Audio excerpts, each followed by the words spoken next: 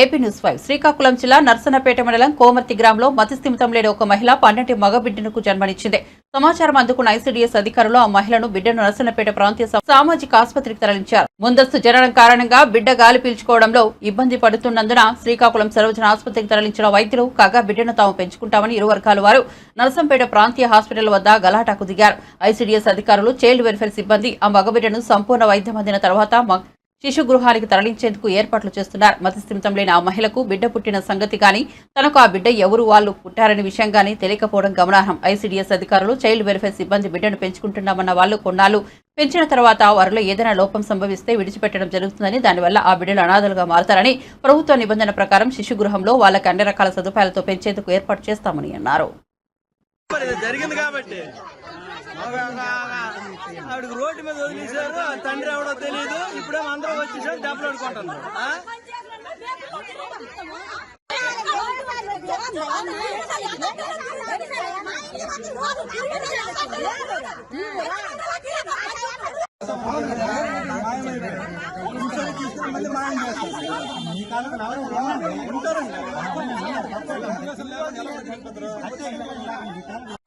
ఇప్పుడు ఎలా ప్రసవిస్తారు?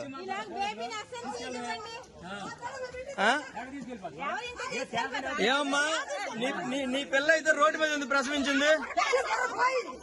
బొర్రపోతే మీరు బాధ్యత చూసుకోవాలి కదా.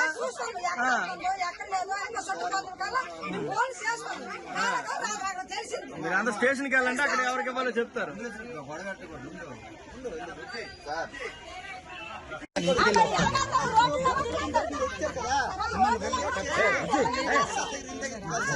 మరి ఆ బాబు ఏడు అప్పుడు బాబు ఎవరు తీసుకెళ్లారు? ఇచ్చే వాళ్ళకి డబ్బులు ఇచ్చారా? డబ్బులు ఎవరు? డబ్బులు ఇవ్వలేదా? మరి ఎవరున్నారు మధ్యలో ఇచ్చినప్పుడు? బాబు ఒక 5 నిమిషాలు మీరు ఎవరున్నారు అప్పుడు ఇచ్చినప్పుడు? ఎవరు? మీరు ఎవరు ఆశవర్తం మధ్యలో పెట్టి ఇచ్చావు? వాళ్ళు తీసుకెళ్ళిపోయారు కరెక్టే. ముందు తెలుసమ్మా?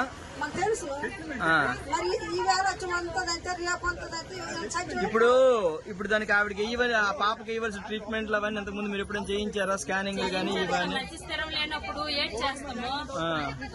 ఇప్పుడు ఈ బాబుకి తండ్రి ఎవరమ్మా? మతిస్థిరం లేనప్పుడు తండ్రి 2 చెవులు పోలుస్తారు. మతిస్థిరం లేకపోయినా సరే ఇప్పుడు ఆవిడ సంరక్షణ బాధ్యత మీదే అంటున్నారు కదా, మీరే చూసుకున్నాం అంటున్నారు కదా. మరి దానికి ఏమైనా పోనీ ఆవిడకి జరిగినప్పుడు ఒక పోలీస్ కంప్లైంట్ ఇవ్వడమో, ఆవిడకి ప్రెగ్నెంట్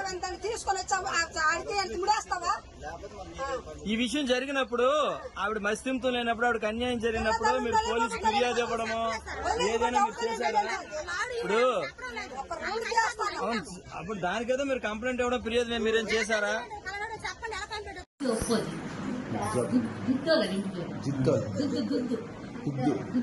దుద్దు అపోజ్ ఎవ్వరు లేరు.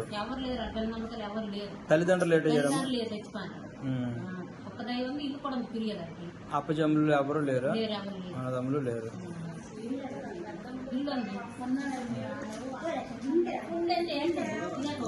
గర్భవతిని అమ్మా, ఆవిడ గర్భవతిని మీకు తెలుసా లేదా ముందు? ఆగండి మీకు గర్భవతిని ముందు తెలుసా లేదా మీకు? గర్భవతిని తెలిసిన తర్వాత ఇంటికి తీసుకొని వెళ్ళాము. ఎప్పుడు? ఇంట్లో పెట్టేసి మేము జీతగాలం కాదండి, అలా కూర్చొని ఆమె చూసుకొని ఉండడానికి. మా పని పాటుకు మేము వెళ్ళమా? మేము వెళ్ళిపోయాం కలిసి ఎన్ని దుక్కులో రికమెండేషన్లు ఇచ్చాము, వెనకదనం చూస్తాము.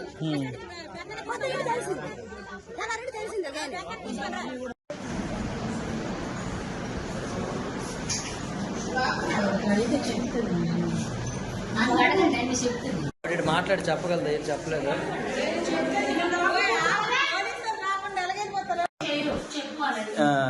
ఏ ఊరు మీది? మా ఊరు పిల్లకి కామర్కి ఇచ్చారు. మా ఊరు ఇచ్చారు. అయితే వీళ్ళకి వీళ్ళింటారు ఉన్నాను. రాత్రి 7 చేసి వెళ్ళిపోండి, మా ఊరు వెళ్ళిపోయిన తర్వాత ఇంటికి వెళ్ళిపోండి. వెళ్ళిపోయిన తర్వాత ఈ ఊరికి డెలివరీ అయిపోండి. మధ్యన మా ఊరు అయితే రాత్రి అన్నం వండేసి ఎంత బాగా చూసారు. రాత్రి అట్లా నొప్పులు వేసుకుంటే కాంబినేషన్ తెచ్చేసి మీ ఆయన ఎవరు? మీ ఆయన మా పెళ్ళి అవ్వలేదు. పిల్ల అవదా?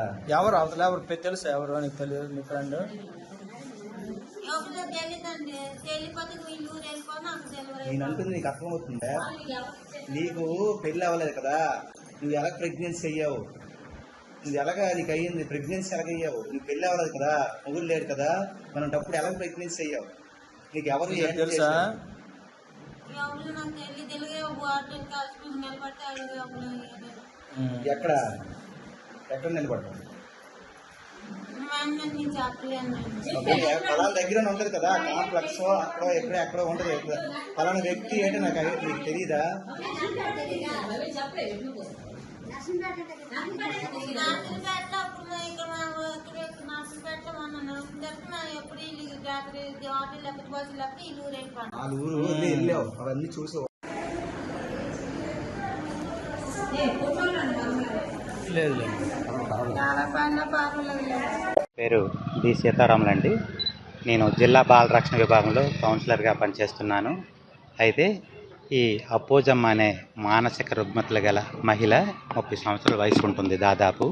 ఈమె నిన్న రాత్రి 10 గంటల సమయంలో కోమార్తి జంక్షన్ వద్ద అంగన్వాడీ సెంటర్ పరిధిలో ప్రసవించినట్లు, మగబిడ్డను ప్రసవించినట్లు సమాచారం అనేది ఆ పరిధిలో ఉన్న, ఆ గ్రామ పరిధిలో ఉన్న అంగన్వాడీ టీచర్సు, ఆ గ్రామ ప్రజలు వాళ్ళు మన పోలీస్ స్టేషన్కి 109కి సమాచారం ఇవ్వడంతో ఆ సమాచారం మేరకు ఆ తల్లి బిడ్డని సేవ్ చేయాలనే ఉద్దేశంతో శ్రీకాకుళం అక్కడ మన ప్రభుత్వ పోలీస్ స్టేషన్ నుంచి ఒక సిబ్బందిని పంపించి అక్కడ నుంచి హాస్పిటల్ కమ్యూనిటీ హెల్త్ సెంటర్ తీసుకురావడం జరిగింది.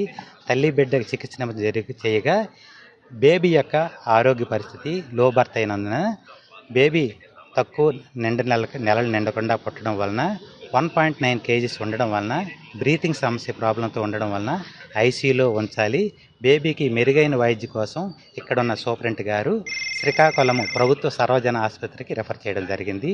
ఈ సమాచారం నిమిత్తం మేము అక్కడ సంరక్షణ అయిన తర్వాత వెంటనే మేము చైల్డ్ వెల్ఫేర్ కమిటీ ముందు ప్రొడ్యూస్ చేసి బేబీని ఆరోగ్య పరిస్థితి మెరుగుపడిన తర్వాత ఈ శిశు సంరక్షణ కేంద్రం అనేది శిశుగృహలో చేర్పించడం జరుగుతుంది.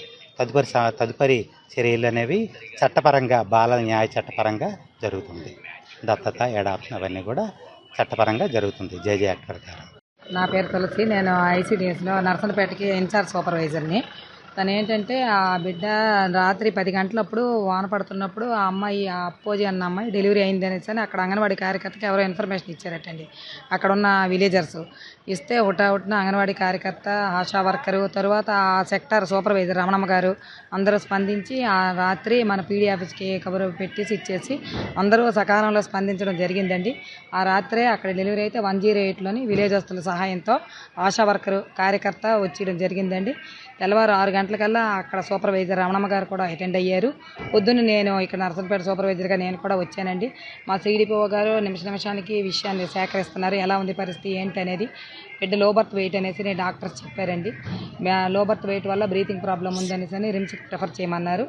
మన పీడీ ఆఫీస్ నుండి ఆయన ఇంతవరకు రాత్రి నుండి పొద్దున్న వరకు ఆయన కూడా చూస్తూనే ఉన్నారు.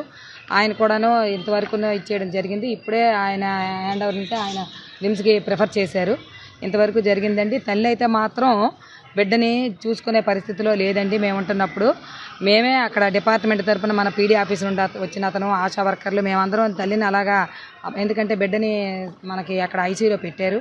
మేమంతా తల్లిని కాపలాగా ఉన్నామండి ఇప్పటి వరకును. మా పీడీ ఆఫీస్ నుండి వచ్చిన ఆయనేమో ఇంతవరకు అన్ని డిపార్ట్మెంట్ పరమైన వర్క్ అంతా ఆయన చేయడం జరిగింది. ఇప్పుడే రిఫర్ చేశారండి రిమ్స్కి పంపి. అప్పుడు నీ ఉద్దేశం ఏంటి చెప్పమ్మా?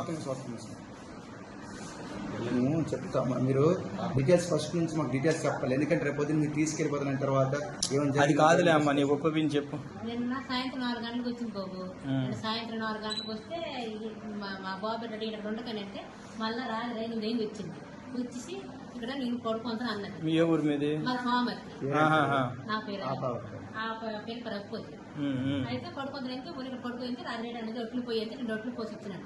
డికాషన్ చేయించి డికాషన్ ఇచ్చినాను. నేను రాత్రి 9 వరకు నేను తలాపని కూపాను. ఏమే ఒంట్లు బాగాలేదు ఏంటంటే ఒంట్లు బాగాలేదు నేర్చుకొని తెచ్చుకొని ఎవరి పిల్లలు తుద్దులు అయిన పడుకుని అది పడుకొని రాత్రి 19 10 అయిపోయింది. ఇక్కడేమి గుళ్ళు అనిపించింది. అప్పుడు అంబులెన్స్ వచ్చింది ఆశపడి. ఇప్పుడు ఆ అమ్మాయి మీ ఇంటికి వచ్చినట్టు ప్రెగ్నెంట్ అని మీకు తెలుసా? మాకు తెలియదు మరి అంబులెన్స్ వచ్చిన ద్వారా తెలియదు. ఆ డెలివరీ అయిందంటే అంబులెన్స్ అయితే ఇప్పుడు కొడుకు అందుకు ఎప్పుడో మా కలగాంతం సిక్కుని వచ్చింది డ్రెస్ ఇచ్చి నేర్చుకుంది పాపలు ఇచ్చిన అప్పుడు కూడా ప్రెగ్నెన్సీ తెలియదు మీకు? ఇప్పుడు అప్పుడు చెప్పండి అండి, మధ్యలోకి వచ్చింది చెప్పండి అమ్మా, నువ్వు చెప్పమ్మా. వచ్చింది 5 మాసాలు వచ్చింది. ఎప్పుడు డెలివరీ కలగాంతమా సిక్కుని వచ్చింది ఆదుకోవడం అంతవరకే మరి. ఇప్పుడు మేము ఎప్పుడో కలగాంతమా సిక్కుని అంటే మీ ఇంటికి ఎందుకు ఆవిడ వచ్చిందండి? వాళ్ళు మా ఇంటికి అనిపించినామండి, ఫిర్యాదు ఇచ్చాను. మా చేతులు పెట్టేసి ఎప్పుడు 2 రోజులు 3 రోజులకి వచ్చేసి ఉంటుంది మా ఇంటి దగ్గర. వచ్చి వెళ్ళిపోయి తినేసి మా ఇంటి దగ్గర ఉండదు. ఎప్పుడు వచ్చి తినేసి వెళ్ళిపోయి మీరు పనికి వెళ్తే పనికి వెళ్ళిపోతే ఎడతాం, పనికి వెళ్తే మనం పెట్టగలమా? పనికి వెళ్ళిపోయి మరి ఉండదు వెళ్ళిపోద్ది ఇంటి కదా వచ్చి తీసేయమాది తిండికి ఏమంటది ఏమైనా కలిగి చేస్తాం వెళ్ళిపోతుంది. 10 రూపాయలు 5 రూపాయలు అంటది. ఇప్పుడు మీ ఉద్దేశం ఏంటమ్మా? ఇప్పుడు మీరు ఇప్పుడు ఉన్నారు కదా, మీరేమో మీ ఆలోచన ఏంటి? మా ఆలోచన అంటే బాబు పెంచుకొని దానికి పెంచుకోండి గుళ్ళు గట్టి వరకు మరి అంతవరకు నా ఇంట్లో ఊర్లో ఉంది 10 మంది ఆ ఊరు మరి రేషన్ పెట్టి రాకుండా చెయ్యాలి మరి.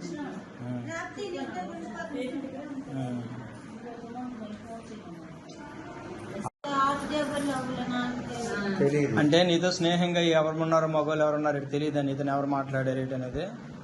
ఇంతకు ముందు 1 సంవత్సరం క్రితము అప్పుడు ఎవరు మాట్లాడారు ఇటు తెలియదా? మగవాళ్ళు ఎవరు నీతో మాట్లాడారు?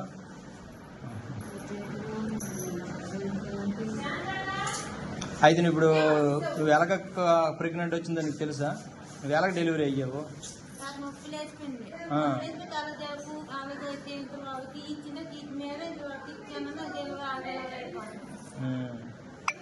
మరేంటి నీకు తెలియదు? మరి మీది పిరియా కదా, ఇక్కడ నర్సనపేటలో ఎంత తిరుగుతున్నావు?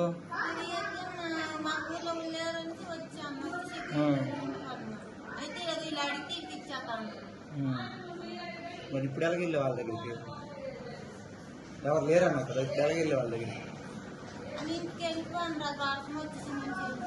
వెళ్ళిపోవా? మరి ఇంతకు ముందు ఏమొచ్చావు? ఊరి మీద తిరిగి ఇక్కడ ఇటు సైడ్ తిరిగి వాళ్ళకి వచ్చావు కదా, మరి ఇంతకు ముందు కూడా వాళ్ళు అక్కడ ఉన్నారు కదా, మరి అక్కడ ఉండాలి కదా, నువ్వేమి తిరుగుతాను?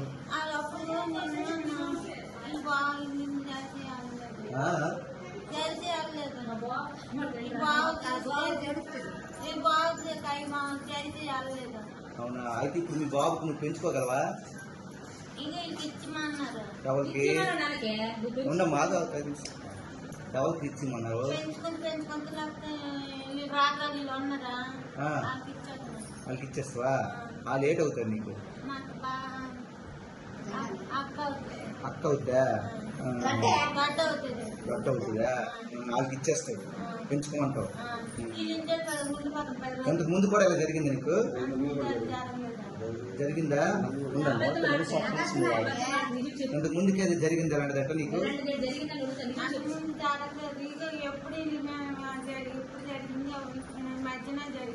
ఈ మధ్యన జరిగిందా? ఇంతకు ముందు కూడా ఒకసారి అయ్యిందా నీకు?